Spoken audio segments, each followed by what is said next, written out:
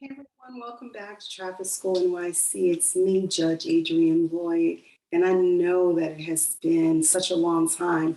I had no idea that days would turn into weeks and weeks would turn into months before I would actually get back on YouTube to talk to you about New York City traffic rules, but I am back.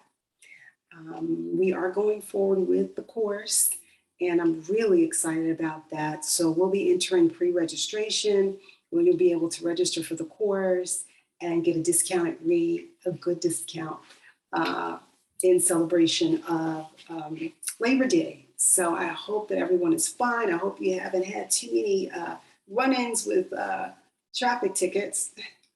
I was just looking and saw online where New York City Mayor Eric Adams was commenting on the state of traffic and the driving in New York City. And I actually wrote down the quote, and he said, "People must learn the rules of the road or get off the roads." So it's not getting any better, guys. The congestion is, I think, pretty much at pre-pandemic levels. Although I don't know that ridership on public transportation has reached pre-pandemic levels. I think that people are driving a great deal. Parking is very difficult to find in the city, whether you're in a residential area or you're in a commercial area. Every It just seems like just every square foot of the city is under some kind of parking rule, and you gotta know the rules, and it's so important. So whether it's for yourself or you have a young driver just learning how to drive, or whether or not you're coming to the city to work or to visit, it's so important that you know these rules. It will save you hundreds, if not thousands of dollars every year in terms of parking. And this is also important for those who drive commercial vehicles. I saw, a respondent who drove commercial vehicles get, just exorbitant amounts of fines because they didn't know the rules and they kept doing the same thing and making them the same mistake over and over again. So I wanted to talk to you a little bit about and just do a little mini lesson, a little brief discussion on a particular aspect of a summons. So there's certain aspects of the summons that have to be correct, and I talked about that in the first video.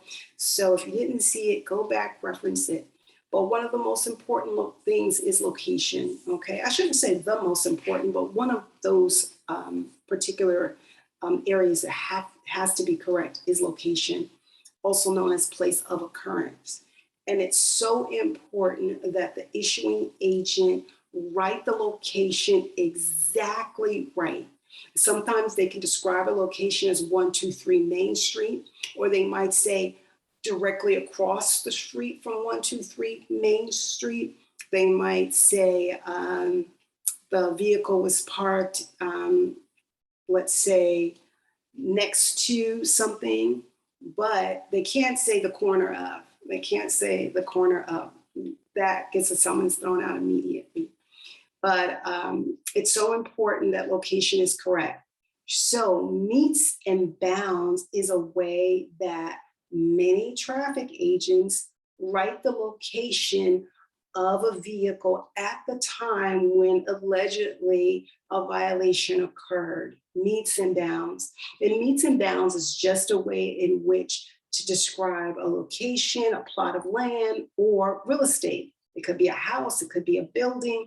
If you purchased a home and you've gotten your deed and you looked at it or you looked at your survey, the description of location is by meets and bounds. So they make reference to where that location is by how far a vehicle was from a given point and then where it is, whether it's north, south, east, or west.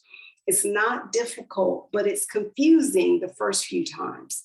So I have a plug for you. I've got a cheat code for you. You want to go to New York City DOT maps, and you can actually plug in the address. So maybe you don't want to use meets and bounds. Maybe you just want to use the address. You can plug in the address. It'll pull up the map, and you will actually be able to see. There'll be like a point which will signify your location where you said you were. It'll pull up the map and you'll be able to see all the streets. And it'll tell you whether or not you're on the north side of the street or perhaps you're on the south side of the street. That's where agents sometimes get it wrong. Sometimes they'll confuse it.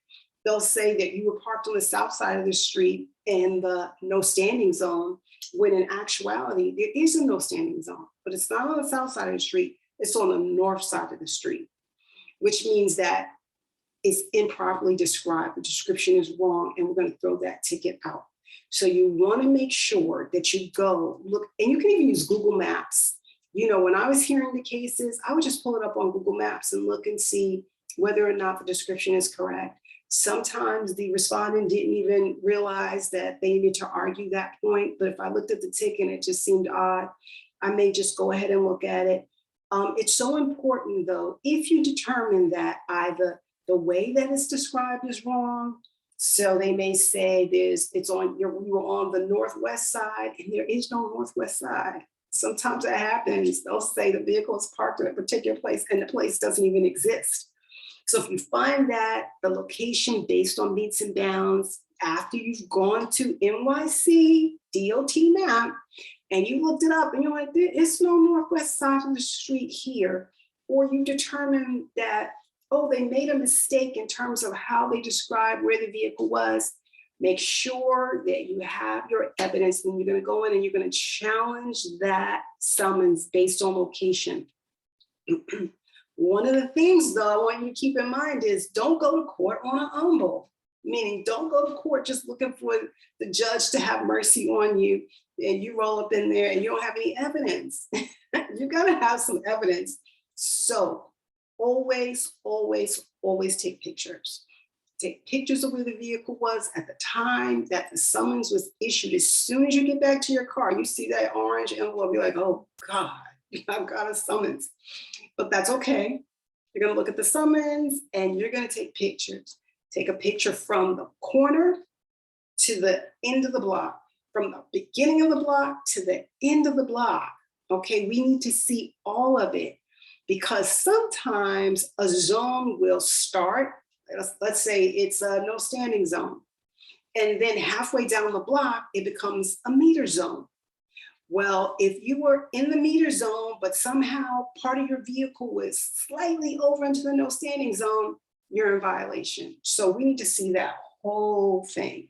If you're going to argue that the location on the summons is incorrect, you've got to come armed with your evidence. All right. So, and I'm going to teach more about evidence when, when I give the live class, because when I tell you, if your evidence is tight, man, you're going to walk out of there a winner. But your evidence has to be tight. You could be right as rain. But if your evidence doesn't show what you're claiming, we're not going to be able to dismiss the summons. And I shouldn't say we're not going to be able. When I was sitting, I couldn't dismiss the summons because you didn't have the evidence. You know, your photos didn't show the street numbers. Your photos didn't show the name of the street.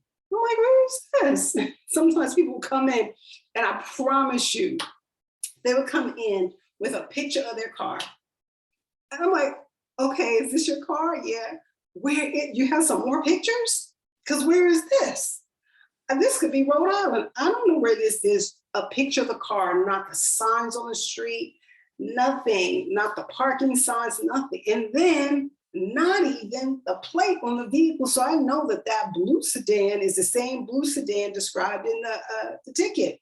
I need to see the plate. Take a picture of the car showing the plate on the street. Sometimes you got to get in the middle of the street to get you good photos. Sometimes you got to go across the street to get some good photos. Whatever you need to do to get some good photos that would convince you, okay? It has to convince you or some stranger like, oh, okay, I see that's where the car was. The judge is not going to guess, and the judge is not going to be like, oh, well, yeah, maybe. No, we want to see the evidence. So if you claim the location was incorrect, you must come with the goods, okay? And the goods are those photos. And the photos have to be time-stamped. We want to know when you took them, right? Because sometimes, people come and they run a little game, and it's like the next day. You know, like you were parked and then the next day you go back and you situate your car perfectly, you know, and they take photos then. And that's not okay. Because the judge will be like, can I see your phone? They pass the phone and look at, they're like, where's the date, time stamp? Oh, oh, you took this photo like 2 days after the summons was issued? Yeah, evidence is no good. I don't want to call it trash, but it's trash.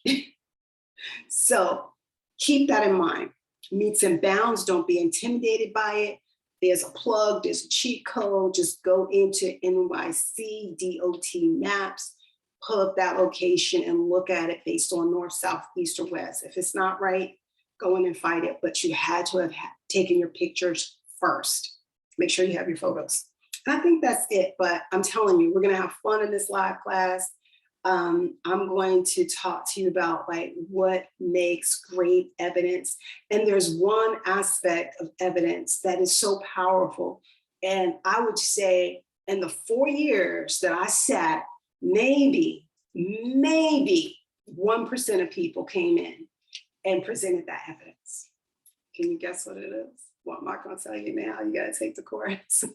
Maybe 1% of the people actually presented that evidence. So with that being said, again, like, share, subscribe. I will be back next week for sure. Hit the notification so this way you know when I've uploaded.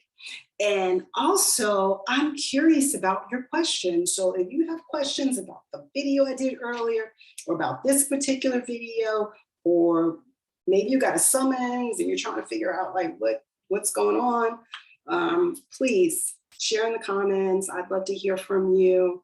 And I am looking forward to this class. I'm looking forward to this. God bless you. All right. Thank you. Bye-bye.